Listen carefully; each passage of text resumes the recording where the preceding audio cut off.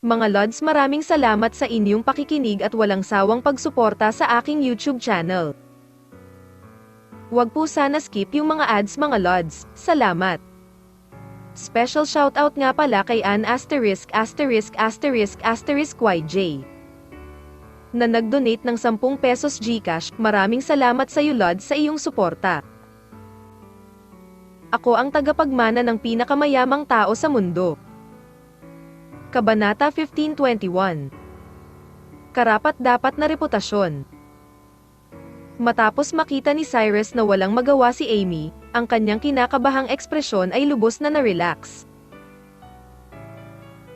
Cyrus, nahanap na kita. Sa sandaling ito, muling tumunog ang dating boses. Biglang lumingon si Cyrus at tumingin sa likuran niya. Nakita ko ang isang matandang lalaki na nakaputing linen na naglalakad patungo sa kinatatayuan ni Cyrus.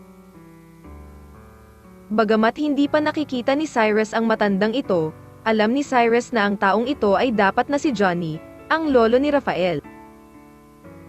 Pagkaraan ng ilang sandali, naglakad si Johnny sa harap ni Cyrus, at sinabi sa paos na boses, "Dapat kilala mo kung sino ako, di ba?"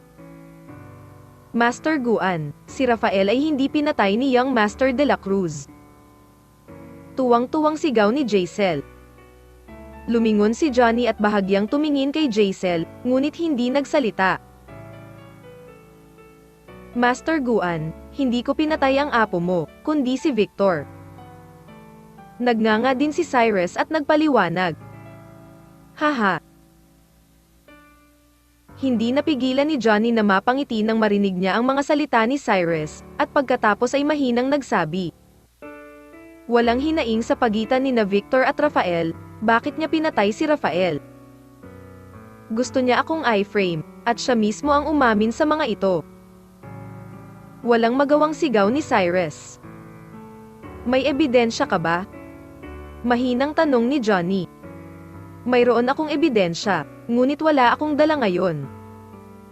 Mabilis na sabi ni Cyrus. Nang aminin ni Victor ang mga bagay na ito, hiniling ni Cyrus kay Trixie na i-record ang mga ito gamit ang kanyang mobile phone, ngunit si Trixie ay wala kay Cyrus sa ngayon.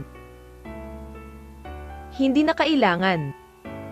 Hindi ako pulis, wala ako sa mood para imbestigahan kung totoo o mali ang sinabi mo. Sinabi sa akin ni Victor na pinatay mo si Rafael, at ngayon sinabi mo sa akin na si Victor ang pumatay. Kung mamatay ka, papatayin ko kayong dalawa ngayon para ipaghiganti ang apo ko. Bulong ni Johnny kay Cyrus. At ang mga mata ni Cyrus ay kumislap sa kawalan ng pag-asa matapos marinig ang mga salita ni Johnny, dahil hindi niya inaasahan na si Johnny ay hindi makatwiran. Sa oras na ito, si Cyrus ay walang paraan upang maunawaan ang kalagayan ni Johnny. Si Rafael ang kanyang pinakamalaking pag-asa sa buhay na ito. Dahil alam niya na maaaring hindi na siya umunlad pa. At maaaring hindi na siya makalusot sa 3 bituin master sa buhay na ito, kaya siya lamang maaaring ang lahat ng pag-asa ay nakapin kay Rafael. Kahanga-hanga ang talento sa martial arts ni Rafael, at siya ay naging isang martial arts master sa murang edad. Kung masigasig siyang magsasanay sa hinaharap, maaari siyang maging isang 3-star master. Alam mo, hindi mahalaga kung ito ay nasa loob ng bansa o Hong Kong Island, hindi kailanman nagkaroon ng isang 3-star master. Ang huling 3-star martial arts master ay lumitaw 200 taon na ang nakalilipas. Kung sino man ang maaaring maging isang 3-star grandmaster ngayon, ito ay isang tunay na unang tao sa Chinese martial arts. Sa simula, si Kenny ang pinakapangako na maging isang 3-star master, ngunit ilang dekada na ang nakalipas mula nang si Kenny ay naging double-star master, ngunit wala pa ring senyales ng paglusob si Kenny. At ang mga pinuno ng iba pang 3 pangunahing sekta ay pawang mga master ng double-star, at maaaring walang pag-asa sa buhay na ito. Maraming tao ang nag-iisip na ang kinahuhumalingan ni Johnny ay talunin si Kenny. Ngunit sa katunayan, ang kanyang kinahuhumalingan ay ang maging unang tao sa Chinese martial arts. Dahil baka wala na siyang pag-asa, sa apo na lang niya maasahan. Ngunit hindi niya inaasahan na matatalo ang kanyang apo kay Cyrus sa unang labanan, at namatay siya nang hindi maipaliwanag. Sinira lang nito ang lahat ng pag-asa sa puso ni Johnny, kaya hindi na pinansin ni Johnny ang kanyang pagkakakilanlan bilang isang master sa oras na ito. Handa nang buksan ang singsing. Master Guan, bilang isang henerasyon ng mga martial arts masters, nagpaplano kang pumatay ng isang nakababatang henerasyon ngayon. Hindi ba medyo hindi makatwiran? Sa sandaling ito, isang boses ang tumunog ng mabagal. Nilinga ni Johnny ang kanyang ulo at sinulyapan ito, at nalaman na si Miguel ang nagsasalita. Sino ka? Tanong ni Johnny kay Miguel sa mahinang boses. Ako ang pangalawang elder ng Monkey Sect. Kung plano mong salakayin ang young master ng Monkey Sect namin ngayon, dapat lampasan mo muna ako. Naglakad si Miguel papunta kay Cyrus habang nagsasalita. You're just a mere third dan expert, how dare you stop in front of me? Hindi mo lang alam kung paano mabuhay o mamatay. Malamig nang umuso si Johnny sa napakadiin na tono. Kahit na ang 3-stage master ay isa ng manipis na linya mula sa master ng martial arts. Sa katunayan, master ng martial arts ay master ng martial arts pagkatapos ng lahat, at ang agwat sa pagitan ng master ng martial arts at martial arts ay nakakatakot pa rin, hindi. Banggitin ang master ng martial arts ng Johnny Double Star, kahit na si Johnny ay isang 1-star martial arts master, at ang pangalawang elder ay talagang imposibleng maging kalaban ni Johnny. Ang pagprotekta sa young master ay ang aking misyon. Bagamat hindi ako ang iyong kalaban, Master Guan, ngayon lang ako makakalaban ng aking buhay. Kung hindi pa rin kita mapipigilan, pagkatapos ay gagawin ko ang aking makakaya. Mahinahong sabi ni Miguel. Hahaha, pag sinabi mo yun, then I appreciate your sincerity. Since you have to stand in front of me, then I will give you a chance. I only have 3 points of strength. Today kung kaya mo akong talunin, I will let ang batang ito ay mabubuhay pa ng ilang araw. Mahinang sabi ni Johnny. Kung gayon, salamat Master Guan. Hindi magalang si Miguel sa oras na ito. Dahil sinabi ni Johnny na gumamit siya ng 3-point strength, naramdaman ni Miguel na mayroon pa siyang kaunting pagkakataong manalo. Sige lang. Casual na sabi ni Johnny kay Miguel. Si Miguel ay walang anumang pag-aalinlangan, at direktang sumugod sa kinatatayuan ni Johnny. Boom! Biglang nagkaroon ng malakas na ingay sa pagitan ng langit at lupa. Ang kamao ni Miguel ay tumama ng malakas sa dibdib ni Johnny. Pakiramdam ni Cyrus ay parang nanginag ang lupa sa sandaling ito. Ngunit si Johnny ay nakatayo pa rin doon na hindi gumagalaw, at ang ekspresyon sa kanyang mukha ay hindi pangkaraniwang kalmado. At si Miguel ay tumingin kay Johnny sa kanyang harapan, at may kislap na pagkagulat sa kanyang mga mata. Alam niya na dahil sinabi ni Johnny na gagamit lang siya ng 3 puntos ng lakas ngayon. Tiyak na hindi masisira ni Johnny ang kanyang promise. Kung tutuusin, kahit anong master ni Johnny sa martial arts, syempre hindi na niya babalikan ang salita niya dahil dito. Ngunit hindi naisip ni Miguel na dahil gumamit lamang si Johnny ng 3 puntos ng lakas, kaya niyang labanan ang kanyang buong lakas. Kaya kung gagawin ni Johnny ang kanyang makakaya sa oras na ito, gaano ito kakilakilabot? Ang martial arts master ay talagang nararapat sa kanyang reputasyon. Si Miguel ay lihim na napabuntong hininga sa kanyang puso. Bagamat si Miguel ay ang nakatatanda sa sekta ng Monkey. At kadalasan ay maraming martial artist, ngunit ito ang unang pagkakataon na nakipaglaro siya laban sa isang martial arts master, kaya't ang kanyang puso ay labis ding nakakabigla. Kabanata 15:22. Ang agwat ng takot. Wala ka bang ganoong lakas? Tinanong ni Johnny ang pangalawang elder sa isang nakakainis na tono. Halika ulit. Isang mahinang ungol ang pinakawala ng pangalawang elder, pagkatapos ay itinaas ang kanyang kamao at muling hinampas ito patungo sa dibdib ni Johnny. Ngunit ang resulta ay pareho sa huling pagkakataon, si Johnny ay nakatayo pa rin sa pwesto nang hindi gumagalaw. Nagkaroon ng kislap ng kawalan ng pag-asa sa mga mata ng pangalawang elder. Sa oras na ito, hindi niya alam kung paano ilarawan ang kanyang kalooban, dahil pakiramdam niya ay medyo nakakatakot si Johnny, ang kaaway, at ang pisikal na fitness ni Johnny. Nakakatakot na. Isang hindi kapani-paniwalang antas. Gayunpaman, nang mabigla ang pangalawang elder, direktang itinaas ni Johnny ang kanyang paa at sinipa patungo sa posisyon ng pangalawang elder. Ikalawang elder, mag-ingat ka. Hindi napigilan ni Jaisel na mapasigaw matapos makita ang eksenang ito. May kakaibang tingin sa mga mata ng pangalawang matanda, at mabilis siyang umatras. Sa isang kisap mata, ang pangalawang matanda ay umatras na sa layo na halos ilang metro. At hindi tumama ang sipa ni Johnny sa pangalawang matanda. Pinanood ni Cyrus ang labanan sa pagitan ng dalawa mula sa malayo, at ang kanyang puso ay labis na nabigla. Alam ni Cyrus na makapangyarihan si Johnny, ngunit hindi niya inaasahan na ang lakas ng pangalawang elder ay nakakatakot. Ito ang unang pagkakataon na nakita ni Cyrus ang dalawang talagang makapangyarihang mandirigma na naglalaban. At bumulong si Jaisel kay Cyrus. Master de la Cruz, samantalahin natin ang pagkakataong ito para makatakas ng mabilis. Paano ang pangalawang matanda? Natigilan sandali si Cyrus at nagtanong.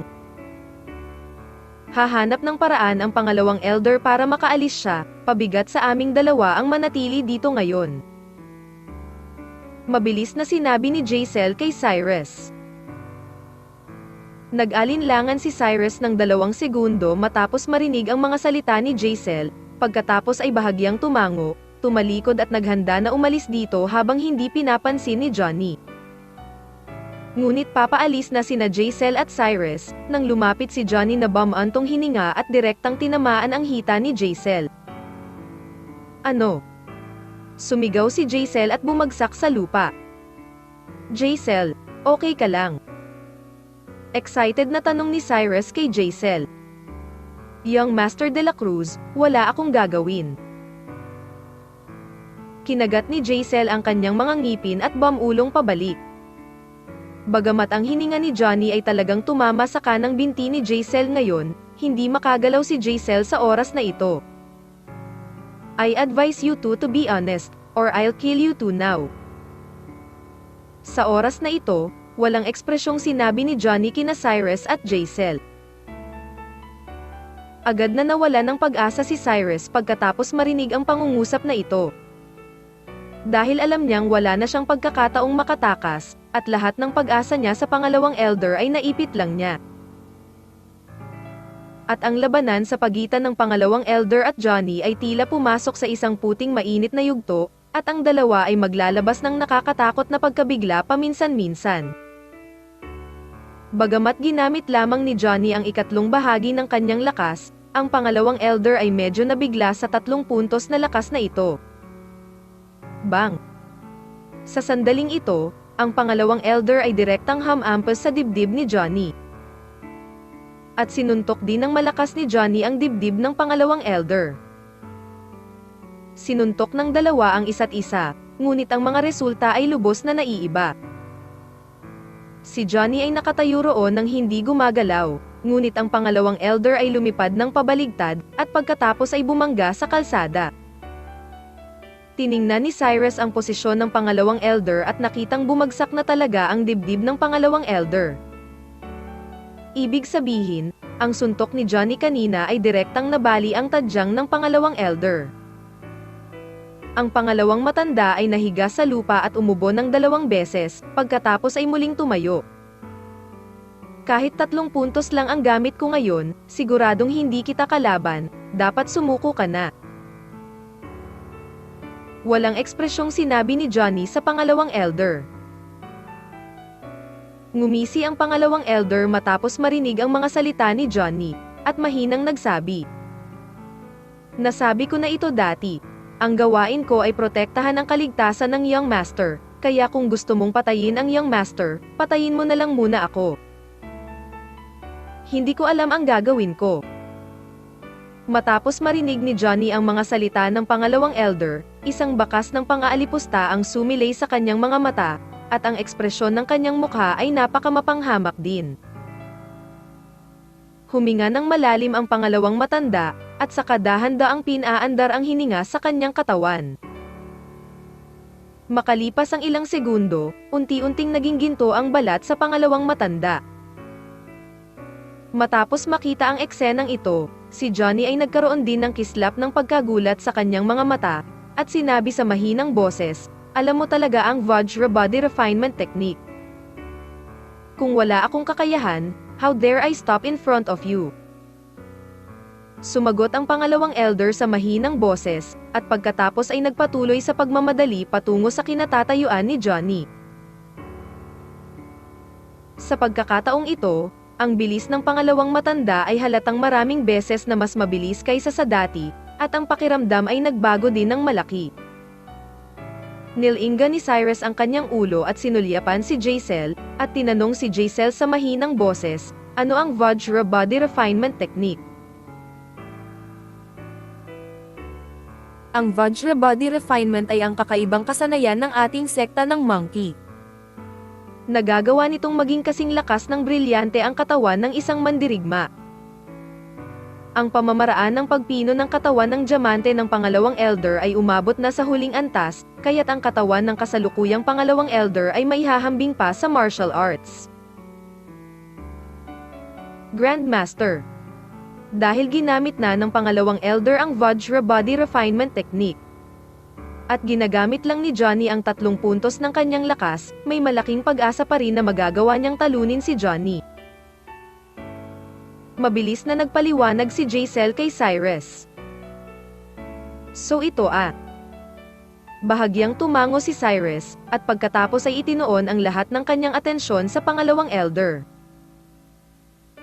Kailangan kong sabihin na pagkatapos gamitin ang Vajra Body Refinement Technique, ang lakas ng pakikipaglaban ng pangalawang elder ay lubos na napabuti. Sa orihinal, ang pangalawang elder ay palaging nasa kawalan kapag kaharap si Johnny, ngunit sa oras na ito ang pangalawang elder ay nagsimula na sa itaas. Napakaikli pa rin ang tagal ng Vajra Body Refinement. Kung hindi matalo si Johnny bago matapos ang Vajra Body Refinement, tiyak na matatalo ang pangalawang elder ngayon. Sa sandaling ito, muling nagsalita si Jaisel. Sana matalo ng pangalawang elder itong si Johnny. Sagot ni Cyrus sa mahinang boses. Sunduin mo ako. Sa sandaling ito, biglang sumigaw ang pangalawang elder, at pagkatapos ay itinaas ang kanyang kamao ng mabangis at sumugod patungo sa dibdib ni Johnny. Malinaw, ang lakas ng suntok ng pangalawang matanda sa oras na ito ay lubhang kamangha-mangha, at ito ay parang bomba. Bang! Isang malakas na putok. Ang kamao ng pangalawang elder ay nabasag ng malakas sa dibdib ni Johnny. At umatras si Johnny ng 3 sunod-sunod na hakbang upang patatagin ang kanyang katawan. Dapat mong malaman na ang naunang pangalawang elder ay hindi matitinag si Johnny kahit gaano pa niya kalakas ang kanyang lakas. Ngunit ang suntok kanina ay direktang nagpa-atras kay Johnny ng 3 hakbang. Mula dito, makikita natin ang katakutan ng Vajra Body Refinement Technique. Gayunpaman, ang pangalawang matanda ay walang magawa sa oras na ito. Kabanata 15:23. Hamanin ng aking Panginoon. Dahil ginawa niya talaga ang best niya sa suntok ngayon lang, pero wala pa rin epekto, kahit na napaatras si Johnny ng 3 hakbang. Ngunit talagang walang paraan upang talunin si Johnny sa gayong pag-atake. Ang suntok mo kanina ay medyo kawili-wili. Ngumiti si Johnny sa pangalawang elder na nasa harapan niya. Ang pangalawang elder ay tumingin kay Johnny sa kanyang harapan na may maingat na ekspresyon at hindi umimik. Okay, malapit na, oras na para matapos. Marahan na bamantong hininga si Johnny. Pagkatapos ay pinandilitan ang kanyang anyo, diretsyong sumugod sa harap ng pangalawang elder, itinaas ang kanyang kanang kamay, at sinuntok ang dibdib ng pangalawang elder ng napakalakas na suntok. Kahit na ang suntok ni Johnny ay mukhang hindi kapansin-pansin, ito ay talagang nakakagulat na malakas. Boom! Isang malakas na putok. Ang kamao ni Johnny ay tila direktang tumama sa tansong kampana, na gumawa ng kakaibang tunog. Nagbago din ang ekspresyon sa mukha ng pangalawang matanda, at pagkatapos ay lumipad ang buong tao. Ang katawan ng pangalawang matanda ay lumipad ng baligtad sa halos 10 metro sa himpapawid, at sa wakas ay tumigil. Ikalawang matanda. Sigaw ni Cyrus, at pagkatapos ay sumugod sa harapan ng pangalawang elder. PFFT. Ang pangalawang matanda ay nagluwa ng isang subo ng dugo, at pagkatapos ay unti-unting lumabo ang ginintoang kulay sa kanyang katawan. Second elder, okay ka lang ba?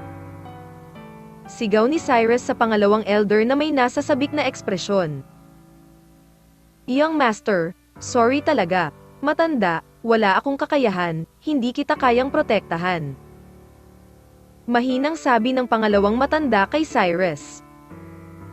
Second elder, wag mong sabihin yan, dapat kumapit ka, hindi ka pwedeng mamatay, alam mo ba? Kinakabahang sagot ni Cyrus. Don't worry, I haven't done my best with this punch just now, this person can't die. Sa oras na ito, naglakad si Johnny sa harap ni Cyrus at mahinahong sinabi kay Cyrus. Inangat ni Cyrus ang kanyang ulo at sinulyapan si Johnny. Pagkatapos ay nagngangalit ang kanyang mga ngipin at sinabing, huwag kang magpatuloy sa pakikipaglaban, aminado akong talo, hanggat maaari mong pabayaan silang tatlo ngayon, hahayaan kitang harapin ito. Tandang padamdam panipi. Young master. Nang marinig ni Jaisel ang mga salita ni Cyrus, nagmamadali siyang sumigaw. Para tumahimik ka. Saway ni Cyrus sa mahinang boses, pagkatapos ay tumingin kay Johnny at nagpatuloy. Narinig mo ba ang sinabi ko sa iyo? Hanggat pabayaan mo silang tatlo, patayin mo ako kung gusto mo akong patayin. Patayin ka. Biglang tumingin si Johnny kay Cyrus at ngumisi, pagkatapos ay mahinang sinabi. Bigla akong nagbago ng atensyon ngayon. Nagbago ang isip mo. Hindi napigilan ni Cyrus na matigilan matapos marinig ang mga salita ni Johnny, at pagkatapos ay nagtanong sa tonong naguguluhan. Ano ang ibig mong sabihin sa pangungusap na ito? Ang orihinal kong plano ay patayin ka para ipaghiganti ang apo ko. At pagkatapos ay iwanan ang huwaksya upang humanap ng tirahan sa pag-iisa. Ngunit ngayon ay bigla kong naramdaman na parang may isang bagay na hindi ko pa nagagawa. Mabagal na sabi ni Johnny. Anong problema? Tanong ni Cyrus. Hindi ko pa natatalo ang master mo. Sagot ni Johnny sa mahinang boses. Taloy ng amo ko. Isang bakas ng pagkagulat ang sumilay sa mga mata ni Cyrus. Tama.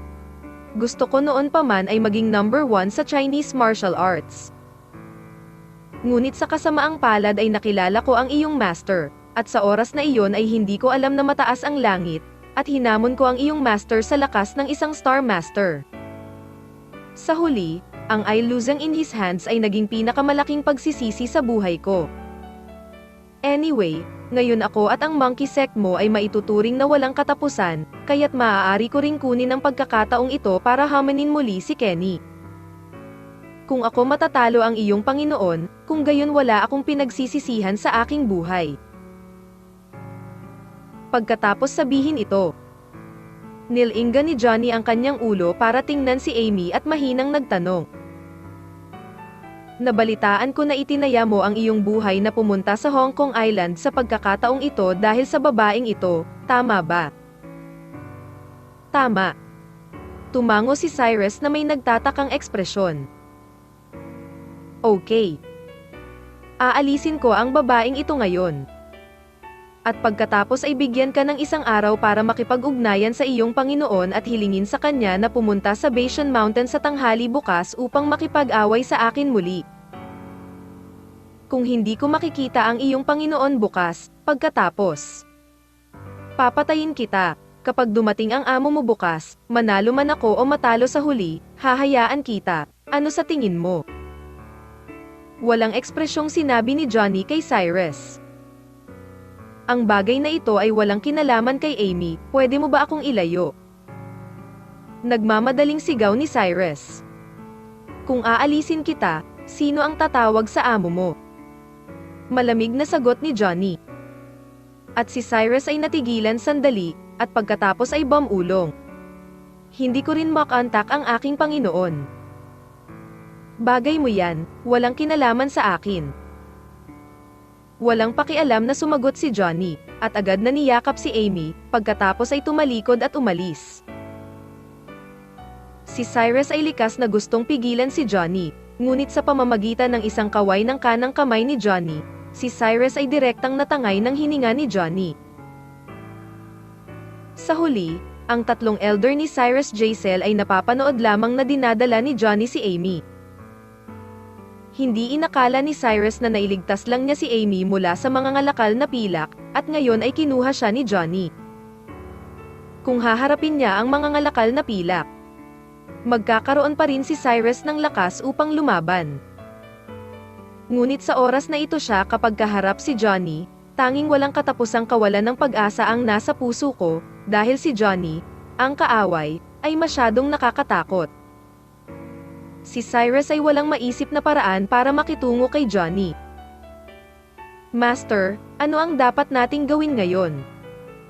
Nag-aalalang tanong ni Jaisel kay Cyrus. Dalhin mo ang pangalawang matanda sa ospital ngayon, at hindi mo kailangang mag-alala tungkol sa iba. Sumagot si Cyrus sa mahinang boses, pagkatapos ay kinuha ang kanyang mobile phone at tinawagan si Jonathan. Dudu. Matapos mag-ring ng 2 beses ang telepono, sinagot ni Jonathan ang telepono. Master de la Cruz, anong problema?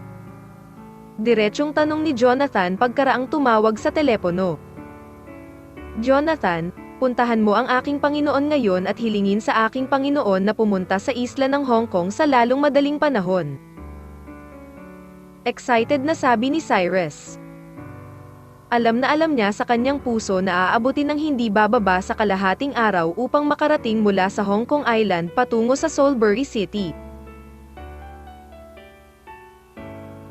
Kaya huli na ang lahat para bumalik si Cyrus ngayon, kaya maaari na lamang niyang hilingin kay Jonathan na imbitahan si Kenny tapos na. Alam ko, pupunta ako ngayon. Narinig ni Jonathan na si Cyrus ay lubhang nababalisa, kaya siya ay direktang sumang-ayon, at pagkatapos ay nagtanong habang siya ay naglalakad, Master de la Cruz, may nangyari ba? Gustong hamanin ni Johnny ang aking Panginoon, at ngayon ay si Amy ay nasa mga kamay ni Johnny. Kung ang aking Panginoon ay hindi makapunta bukas, kami ni Amy ay nasa panganib. Wala sa mood si Cyrus na magpaliwanag ng labis kay Jonathan, at maaari lamang niyang pag-usapan ang tungkol sa mga pangunahing punto. Kaya nga, hahanapin ko si Master Lee ngayon, young Master de la Cruz, huwag kang mag-alala. Bulong pabalik ni Jonathan kay Cyrus, at pagkatapos ay direktang ibinaba ang telepono. Kabanata 1524. Walang kapangyarihan. Matapos ibaba ang telepono, ang ekspresyon sa mukha ni Cyrus ay sobrang desperado. Dahil orihinal na inakala ni Cyrus na ang usapin sa Hong Kong Island ay natapos na. Kung tutuusin, nalutas na niya ang lahat ng mga tao sa negosyong pilak, ngunit hindi niya akalain na ang hitsura ni Johnny ay direktang maglalagay sa kanya sa desperado sitwasyon. At sa oras na ito, walang magagawa si Cyrus, at ang pakiramdam na ito ng kawalan ng kapangyarihan ay matagal nang hindi lumitaw sa puso ni Cyrus. Hindi ko alam kung sino ang nag-leak ng balita. Ngunit ang balita na si Johnny, ang unang tao sa martial arts sa Hong Kong Island, ay muling humiling kay Kenny na lumaban muli, direktang kumalat sa mundo ng martial arts. Dapat mong malaman na kung ito ay si Johnny o si Kenny, sila ay kabilang sa mga pinakamahusay na master-level figure sa mundo ng martial arts. Ang mga grandmaster na tulad nito ay tila matagal nang nawala, piniling mamuhay sa pag-iisa o tumanda sa sekta kung saan sila nabibilang, at bihirang lumitaw sa paningin ng mga ordinaryong tao. Lalo na ang mga maalamat na martial arts masters tulad ni na Johnny at Kenny ay matagal nang hindi nagpakita. Tila na hangga't binabanggit ng kasalukuyang mga mandirigma ang 2 taong ito. Sa pangkalahatan ay itinuring nila silang mga Diyos, at hindi nila sila pakikitunguhan ng may ugali ng mga mortal. Ang dahilan kung bakit ang nakaraang labanan sa pagitan ni Cyrus at Rafael ay nakakuha ng atensyon ng maraming tao ay una dahil ang mga tao sa negosyong pilak ay palaging nagpo-promote nito. Ngunit higit sa lahat, sila ay si Rafael. Ang mga alagad ni na Johnny at Kenny ay gumawa maraming tao ang interesado sa labanan nilang dalawa. Kung walang ganoong pagkakakilanlan, hinding-hindi magkakaroon ng ganoon karaming mga tao na nagbibigay pansin sa kanilang dalawa. Ngunit sa pagkakataong ito si Johnny ay nagkusa na hamanin si Kenny. Dapat mong malaman na hindi ito ang uri ng maliit na away ni na Cyrus at Rafael, ngunit isang tunay na master level na paghaharap. Ilang mga martial artist ang maaaring hindi na magkaroon ng pagkakataon na makilala ang isang tunay na martial arts master sa kanilang buong buhay. Ngunit sa oras na ito, 2 martial arts masters ang sabay na natipon, at pareho silang napakaalamat. Ang labanang ito ay halatang mas kapansin-pansin kaysa sa nakaraang labanan. Sa isang kisap mata, isang araw na ang lumipas. Ang mga mandirigma na dumating upang panoorin ang labanan sa pagitan ni na Cyrus at Rafael ay muling nagtipon sa ilalim ng Bashan Mountain. Kaya lang karamihan sa mga dumating sa pagkakataong ito ay mga mandirigma, at napakakaunting mga ordinaryong tao ang nakatanggap ng balitang ito. Kung tutuusin, tinatayang mga tunay na mandirigma lamang ang makakaalam ng ganitong kalaking kaganapan, at ang mga ordinaryong tao ay walang paraan upang malaman ang balita. Ang higit na hindi kapanipaniwala ay mayroong maraming dayuhang mandirigma na dumating upang panoorin ang labanan na ito. Pagkatapos ng lahat, ito ay isang Grandmaster level na paligsahan, at ito ay nagkakahalaga pa rin ng pag-aaral para sa mga ordinaryong dalubhasa sa martial arts. Hindi ko ine-expect na napakaraming tao ang darating. Oo, parang dapat nakatanggap din ng balita ang mga taong ito. Plano ko nang bumalik, ngunit hindi ko inaasahan na hamanin ni Master Guan si Master Lee. Ito ay masyadong kapana-panabik. Kung talagang mag-aaway ang 2 taong ito, ang buong Bashan Mountain ay hindi masisira sa lupa. Oo nga. Ngayon paunti-unti na ang mga warriors natin. Not to mention the contest between martial arts masters, even the contest between martial arts masters were very few. We are lucky to be able to see such match. It's karangalan naming lumaban.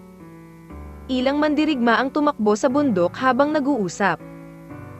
Dahil walang interbensyon ng pulisya sa labanang ito. Ang mga mandirigma na nanonood ng masigla ay hindi na kailangang tumayo sa ilalim ng bundok at panoorin ito sa malaking screen tulad ng dati, ngunit maaaring panoorin ang labanan ng malapitan. Bagamat natalo si Johnny kay Kenny noong nakaraan, hindi ko alam kung sino ang mananalo sa labanang ito. Sa sandaling ito, mahinang bumantong hininga ang isang matandang lalaki. Oo, sa palagay ko dahil naglakas loob si Master Guan na hamanin si Master Lee, ibig sabihin ay mas magaling si Master Guan. Sinuri ng isang nasa katanghaliang gulang na lalaki ang isang pangungusap sa mahinang boses. Si Kenny Lee ay ang pagkakaroon ng ating Huaxia Megatron noon. Isa na siyang martial arts master noong wala pang 40 taong gulang siya. At marami na rin siyang mga masters sa maraming bansa, Ngunit hindi siya natalo, bagamat mayroon siyang mula noong nagretiro. Oo, ngunit sa palagay ko ang labanang ito ay dapat na mas mahusay para kay Kenny. Sa oras na ito, isa pang martial artist ang nagsuri. Talagang walang kasiguraduhan kung sino ang mananalo at kung sino ang matatalo sa laban na ito. Walang ekspresyong sabi ng matanda. At ang lahat ay hindi nagpatuloy sa pagsasabi ng anuman, at nagpatuloy sa paglalakad sa bundok. Kasabay nito, ilang mga kabataang lalaki at babae ang sumunod din sa likod ng mga mandirigmang ito. Sobol, saan mo kami gustong dalhin? May kainahinalang tanong ng isang magandang babae na nakaitim na damit sa katabi niya. At ang babaeng ito ay walang iba kundi si Cassandra. Sina Crystal, Sobol, Michael, Carlo at iba pa ay naroroon din sa oras na ito. Sa orihinal, ang mga taong ito ay pumunta sa Hong Kong Island upang maglaro ng magkasama. Ngunit nalaman ni Sobol mula sa isang lugar na magkakaroon ng tunggalian sa pagitan ng mga martial arts masters ngayong hapon. Kaya binago niya ang schedule at dinala ang mga taong ito ng direkta sa Baishan Mountain. Malalaman mo rin mamaya. Sabihin ko sa iyo, sa pagkakataong ito ay dumating tayo sa Hong Kong Island, talagang ginawa natin ito ng tama, at nakita natin ang tunggalian sa pagitan ng mga martial arts masters. Ang kaganapang ito ay isang bihirang kaganapan sa 100 taon. Tandang padamdam panipi. Sabi ni Sobol sa sobrang mapagmataas na tono. Ang tunggalian ng mga martial arts masters. Ang mga mata ni Carlo ay kumislap sa pananabik pagkatapos marinig ito. Tama, showdown ng martial arts masters. Tumango si Sobol. Ano ang tunggalian ng mga martial arts masters? Napakurap si Cassandra at nagtanong na may napakagulong ekspresyon. Bagamat alam ni Cassandra ang pagkakaroon ng mga martial artist, wala pa rin siyang masyadong alam tungkol sa mga martial arts masters. Pagkatapos mag-alinlangan ng ilang sandali, sinabi ni Sobol sa mahinang boses, "Hayaan mo akong sabihin sa iyo ito, dapat mong malaman ang tungkol sa mga martial artist, tama ba?" Alam mo. Bahagyang tumango si Cassandra. Dahil kilala mo ang martial artist, madali itong ipaliwanag. Ang martial artist ay talagang may isang antas, iyon ay, kung mas malakas ang martial artist, mas mataas ang antas, at ang martial arts master ay ang pinakamataas na antas ng martial artist. Kaya ang laban ng papanoorin natin saglit ay ang pinakamakapangyarihang dalawa. Isang labanan sa pagitan ng mga mandirigma. Mabagal na sabi ni Sobol. Isang labanan sa pagitan ng dalawang pinakamakapangyarihang mandirigma. Labis na nagulat ang mukha ni Cassandra matapos itong marinig. Sobol, narinig ko na ang mga martial daw masters ay napakabihirang. Hindi natin sila madalas makita, lalo na ang mga labanan sa pagitan ng mga martial daw masters. Tama ba ang iyong balita? Saglit na nag-alinlangan si Michael at nagtanong. Malalaman mo agad. Nakangiting sagot ni Sobol, at pagkatapos ay inakay ang mga tao sa isang medyo may edad na lalaki. Kabanata 15:25. Sumuko na. Nang makita ni na Michael, Carlo at iba pa ang nasa katanghaliang gulang na lalaking ito. Lahat sila ay natigilan, dahil ang nasa katanghaliang gulang na lalaking ito ay isang sikat na mayayamang negosyante sa Hong Kong Island. Bagamat wala silang relasyon sa negosyo sa kanilang pamilya, alam nilang lahat bawat isa ang taong ito. Ang halaga ng taong ito ay dapat na hindi bababa sa 10-10 bilyon, na isa ng nakakatakot na pag-iral sa mga mata ni Michael at ng iba pa. Tito Zhang. Nakangiting binati ni Sobol ang nasa katanghaliang gulang na lalaki. Sobol, nandito ka ba? Bahagyang tumugon ang nasa katanghaliang gulang. Pagkatapos ay ibinaling ang kanyang ulo para tingnan ang matandang nasa likuran niya, at sinabi sa mahinang boses, "Ito si Master Gao." Matapos marinig ang pangungusap na ito, mabilis na binati ni Sobol si Master Gao nang walang pag-aalinlangan. "Master Gao, gusto ko talagang magpasalamat sa iyo sa pagkakataong ito. Kung hindi dahil sa iyo, hindi ako magkakaroon ng pagkakataong manood ng showdown ng mga martial arts masters." Habang nagsasalita, kumuha si Sobol ng bank card at ibinigay ito kay Master Gao. At si Master Gao ay hindi magalang, direkta niyang tinanggap ang bank card, pagkatapos ay ibinaling ang kanyang ulo para tingnan ang mga tao sa likod ni Sobol, at mahinang sinabi, "Pagdating mo doon, maaari mo akong sundan ng malapitan, huwag basta-basta magsalita, ikaw." Alam ko. Mabilis na tumango si Sobol. "Sige, sumama ka sa akin." Walang pakialam na sagot ni Master Gao, at pagkatapos ay humakbang pasulong. Malinaw. Ang dahilan kung bakit nalaman ni Sobol ang balita ay dahil sa lalaking nasa katanghaliang gulang na ito. At ang nasa katanghaliang gulang na lalaki ay dumating upang panoorin ang labanan gamit ang liwanag ni Master Gao. Bagamat walang interbensyon ng pulisya sa labanan sa pagitan ni Johnny at Kenny, may panuntunan sa mga mandirigma, iyon ay, subukang huwag hayaang makita ng mga ordinaryong tao ang labanang ito, kung hindi, ang epekto ay magiging napakasama. Ang mga taong makakapanood ng labanan ngayon ay mga mandirigma. Siyempre, may mga mandirigma din na magdadala ng ilang mayayamang tao. Lahat ay pumayag sa ganoong sitwasyon.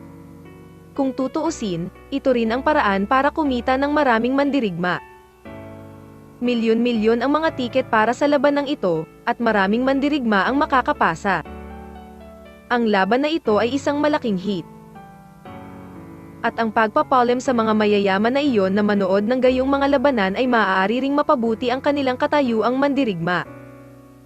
At ipaalam sa mga mayayaman na ito kung gaano kakilakilabot ang lakas ng mandirigma. Ito ay isang magandang bagay din. Matagumpay na sinundan ni Sobol, Michael, Cassandra, Crystal at iba pa ang tinatawag na Master Gao sa tuktok ng Bashan Mountain, ngunit ang status mismo ni Master Gao ay napakababa, kaya napakalayo din ang kanilang posisyon sa oras na ito. Gayunpaman, sa oras na ito, napakaraming bilang ng mga tao ang nagtipon sa tuktok ng Bashan Mountain. Nang makita ni Sobol at ng iba pa ang mga taong ito, lahat sila ay natulala, dahil nalaman nilang hindi lamang ang mga mayayaman na tao mula sa China ang pumunta rito, ngunit kahit na marami ring mayayaman na sikat sa buong mundo. At walang aksidente na ang mga mayayaman na ito ay sinusundan din ng mga mandirigma. Casual na ipinakilala ni Master Gao ang mga taong ito, at si Sobol, Michael at ang iba pa ay natulala na. Dahil ang mga background ng mga taong ito ay sobrang nakakatakot. Kapag ang lahat ng mga taong ito ay maaaring tipunin ng sama-sama, ang enerhiya na nabuo ay hindi mailarawan ng isip, at ang ganitong uri ng enerhiya ay hindi na isang bagay ng pag-radiate sa buong China, maaari pa itong irradiated sa kabuuan. Mundo. Anong klaseng labanan ito sa pagitan ng mga tao, para maakit ang atensyon ng napakaraming malalaking tao? Napakurap si Cassandra at nagtanong na may napakagulong ekspresyon. "Dapat yung taong yun, di ba?" Sumagot si Sobol sa mahinang boses. Matapos marinig ang pangungusap na ito, tumingala ang lahat at tumingin, nalaman nilang bagaman maraming tao ang nagtipon sa tuktok ng bundok sa oras na ito, may isang matandang lalaki na nakaupo sa pinakagitna ng tuktok ng bundok. At sa loob ng 5 kilometrong radius ng matanda, walang nang ahas na lumapit, at ang lahat ng mga mandirigma ay nabuo ng isang bilog ng nagkataon. Sino ang taong iyon? Mahinang tanong ni Crystal. Ang taong iyon ay si Johnny, ang martial arts master ng Hong Kong Island. Siya ang bida ng labanan ngayon. Paliwanag ni Master Gao sa mahinang boses. Ano naman ang kalaban niya? Nagmamadaling nagtanong si Crystal. Ang kalaban ni Master Guan sa pagkakataong ito ay si Master Kenny, ngunit hindi pa lumalabas si Master Lee, ngunit dapat ay nandito na siya kaagad. Sumagot muli si Master Gao. Master Lee. Matapos marinig ang pangungusap na ito, ang lahat ay nataranta. Kung tutuusin, sila ay mga ordinaryong tao lamang, at wala man lang silang alam sa martial arts. Nang makita ni Master Gao na ang mga kabataang ito ay walang alam, hindi siya nagpaliwanag ng anuman. Kung tutuusin, kahit na ang pagpapaliwanag sa mga taong ito ay isang pag-aaksaya ng oras. Nagulat din sina Michael, Sobol, at ang iba pa sa oras na ito. Hindi maintindihan ng dalawa kung gaano kakilakilabot na maimpluwensyang sina Johnny at Kenny. Nakuha nila ang napakaraming malalaking tao na pumunta at panoorin ang relasyon sa pagitan silang dalawa, labanan. Bagamat sila'y nakikiusyoso sa kanilang mga puso, hindi na sila naglakas loob na magtanong pa, at tahimik lamang silang naghintay. Sa isang kisap mata, mahigit isang oras na ang lumipas. Ang mga ekspresyon sa mukha ng mga mandirigmang iyon ay napakalma, at palagi silang nakatayo doon at tahimik na naghihintay. Kung tutuusin, kung talagang makikita nila ang paligsahan sa antas ng Grandmaster, kahit na sila ay pinahintulutan na tumayo dito at maghintay ng isang buwan, handa silang gawin ito. Teka. Medyo naiinip lang yung mga ordinaryong tao na walang alam sa mga nangyayari.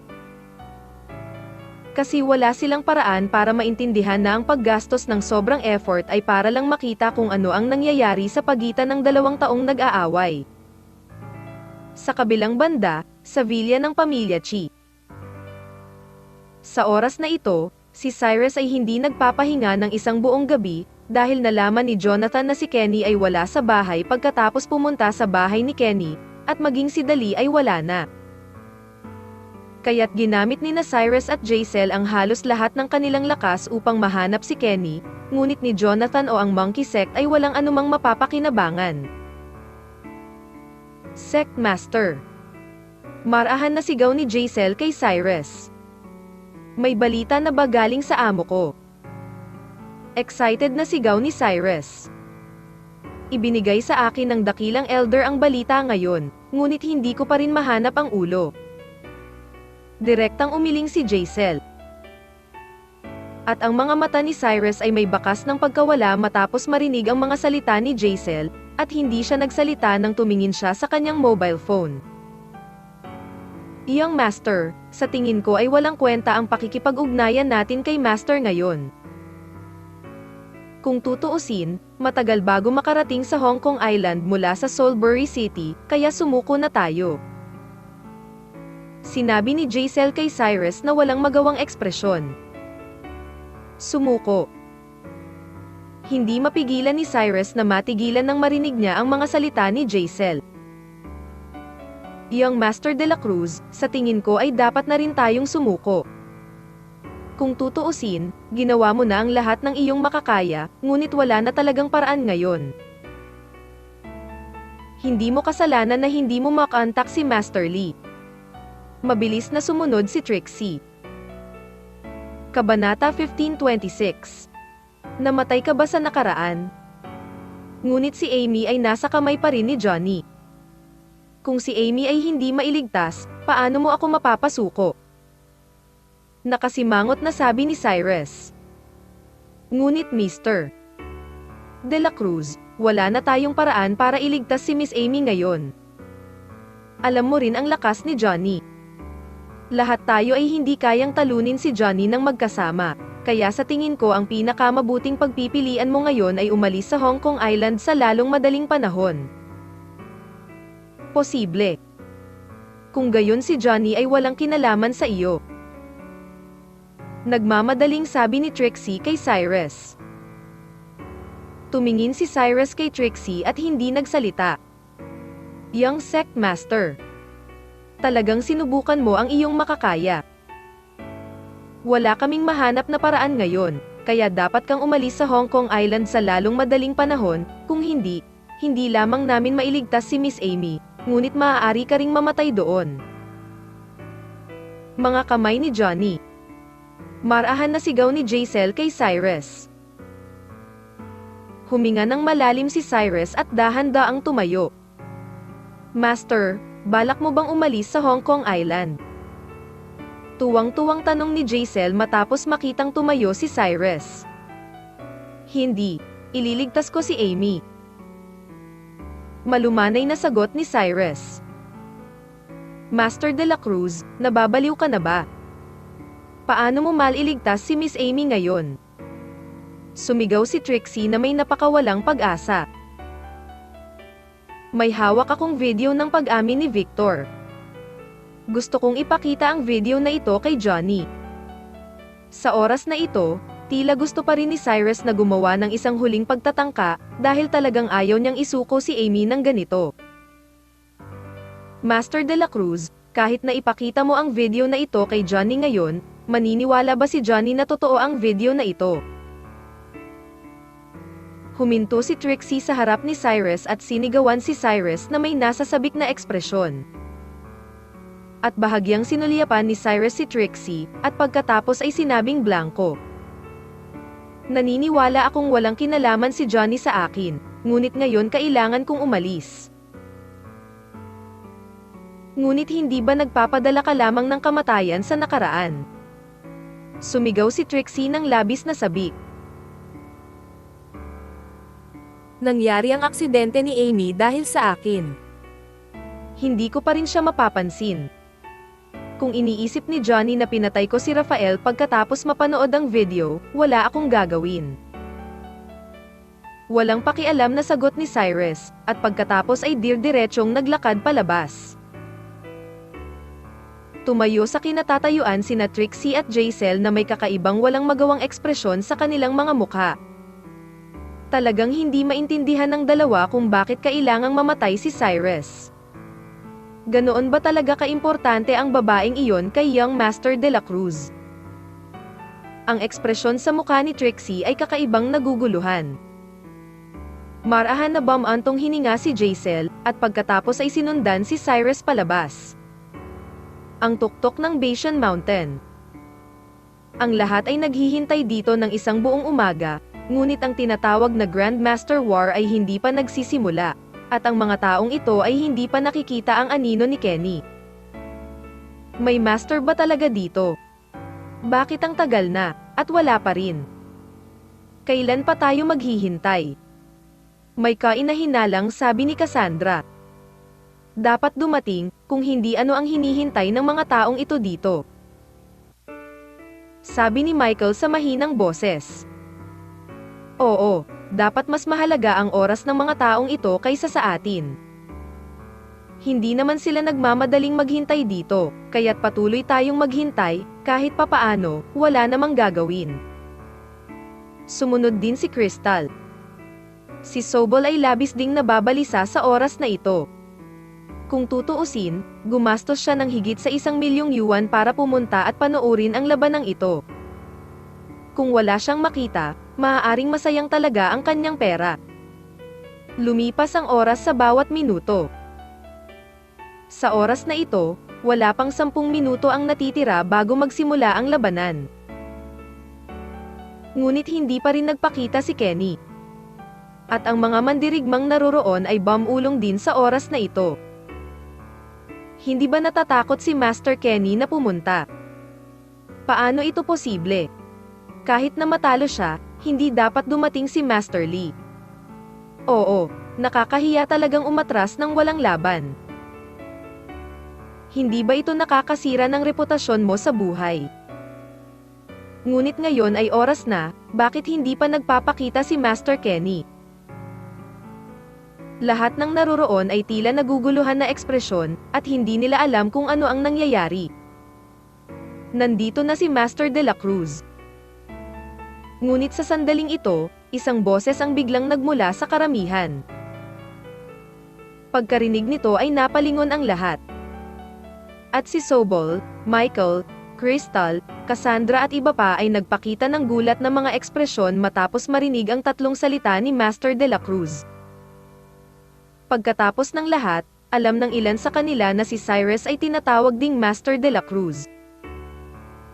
Yung Master de la Cruz ang pinag-uusapan nila, hindi ba si Cyrus? Hindi napigilan ni Cassandra na magtanong ng mahina. Paano ito posible? Direktang sumagot si Sobol, at pagkatapos ay nagpatuloy.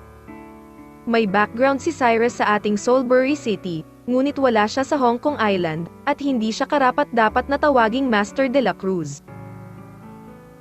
Oo, si Cyrus ay hindi taga Hong Kong Island, at hinding-hindi magkakaroon ng ganoon karaming tao sa Hong Kong Island na makakakilala sa kanya. Sinundan ito ni Michael. Saglit na nag-alinlangan si Crystal at hindi nagsalita. Gayunpaman, sa oras na ito, ang karamihan ng tao ay nagkalat na parang tubig. Tatlong tao ang dahan-daang lumabas mula sa karamihan, kung saan isang binata ang lumakad sa harapan, at sa likod ng binata ay dalawang walang katulad na dilag. Sa oras na ito, maraming mandirigma ang nagkusa upang batiin ang mga kabataan.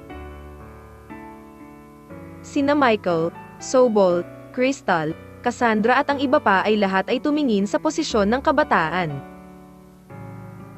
Nang makita nilang apat ang itsura ng binata ay halos magkasabay silang natigilan at bakas sa mga mukha nila ang pagkagulat. Hindi kasi nila inaasahan na ang binatang nagpakita sa oras na ito ay hindi ibang tao, kundi si Cyrus talaga. Paano kaya si Cyrus? Tinitigan ni Sobol ang kanyang mga mata at sumigaw na may hindi kapani-paniwalang ekspresyon. Oo, bakit lumitaw si Cyrus dito? Mabilis na sumunod si Michael. Napakapangit din ang ekspresyon sa mukha ni Carlo, ngunit hindi siya nagsalita. Ang dalawang batang babae, sina Cassandra at Crystal, ay tumingin kay Cyrus na may maraming iniisip sa kanilang mga puso. Kung tutuusin, ang dalawa sa kanila ay nakaranas ng masyadong maraming bagay kay Cyrus, ngunit sa oras na ito, ang mga bagay ay naiiba. Napatingin ang dalawang babae sa posisyon ni Cyrus at tila walang ideya kung paano ilarawan ang kanilang nararamdaman. Hindi nila akalain na uulitin nila ni Cyrus ang ganoong eksena. Sa oras na ito, si Cyrus ay tila hinahangaan ng libo-libong tao, ngunit sa harap ng mga taong ito, siya ay ordinaryo sa alikabok. Sa orihinal, si Cassandra ay lumabas sa mga gawain ni Cyrus, ngunit pagkatapos na makita si Cyrus sa oras na ito, ang panghihinayang sa kanyang puso ay tila nag-alab muli. Bakit ka makakasagasa nitong Cyrus kahit saan ka pumunta? Hindi napigilan ni Sobol ang pagngangalit ng kanyang mga ngipin at bumantong hininga. Kabanata 15:27. Gawin mo. Sinabi ni Crystal sa mahinang boses, maaaring si Cyrus ang nakipag-away sa taong iyon ngayon. Imposible, si Cyrus ay hindi isang master ng martial arts. Ang taong lumaban kay Master Guan ay tinatawag na Kenny. Siya ay isang napakasikat na master ng martial arts sa China. Sumagot si Sobol nang hindi nag-iisip. Si Master de la Cruz ay disipulo ni Kenny. Ilang oras na ang nakalipas, si Master de la Cruz at ang disipulo ni Johnny na si Rafael ay nakipaglaban sa isang labanan. Sa huli, si Master de la Cruz ang nanalo, ngunit si Rafael ay namatay sa tuktok ng Bashan Mountain, kaya si Master Guan ay ngayon paghihiganti para sa apo niya. Matapos marinig ang usapan ng ilang tao, mahinang nagpaliwanag si Master Gao. Si Cyrus pala ay isang alagad ng martial arts master. Matapos marinig ang mga salita ni Master Gao, muling natigilan si Sobol, na may nakakagulat na ekspresyon sa kanyang mukha. Dahil alam ko sa aking puso kung gaano karangal ang katayuan ng isang alagad ng isang martial arts master. Noong una ay inakala niya na si Cyrus ay isa lamang mayaman na pangalawang henerasyon, at kung siya ay nagsusumikap, mayroon pa rin siyang magandang pagkakataon na malampasan si Cyrus. Ngunit ang hindi niya inaasahan ay mayroon pa ring ganoong pagkakakilanlan si Cyrus. Cassandra, Crystal at iba pa ay natural na labis na nabigla sa oras na ito, dahil talagang hindi nila maintindihan kung gaano karaming sikreto ang nasa katawan ni Cyrus na hindi nila alam. Si Cyrus ang nakatalo kay Rafael. Narinig ni Carlo ang ilang mga bagay tungkol kay Cyrus at Rafael ilang araw na ang nakakaraan, ngunit alam lang niya ang isang pangkalahatang ideya. Hindi niya inaasahan na ang taong tumalo kay Rafael ay talagang si Cyrus. Oo, ang taong iyon ay si Master de la Cruz. Bahagyang tumango si Master Gao, at pagkatapos ay sinabing may kaunting pagdududa. Mukhang kilala mo si Young Master de la Cruz mula sa tono ng iyong boses. Ito ay kakilala. Walang magawang tumango si Carlo. At ang mga mata ni Master Gao kay Carlo ay agad na nagbago, at mabilis niyang sinabi. Hindi ko inaasahan na makikilala mo ang isang napakalaking tao gaya ni Master de la Cruz. Hayaan mong sabihin ko sa iyo, si Master de la Cruz ay isang henyo ng ating Chinese martial arts, at siya ay magtatagumpay sa hinaharap. Walang limitasyon, kailangan mong makipagkasundo ng maayos kay Young Master de la Cruz, baka gamitin mo ang relasyong ito kay Young Master de la Cruz sa hinaharap. Matapos marinig ang mga salita ni Master Gao, lahat sina Sobol, Michael at Carlo ay natulala.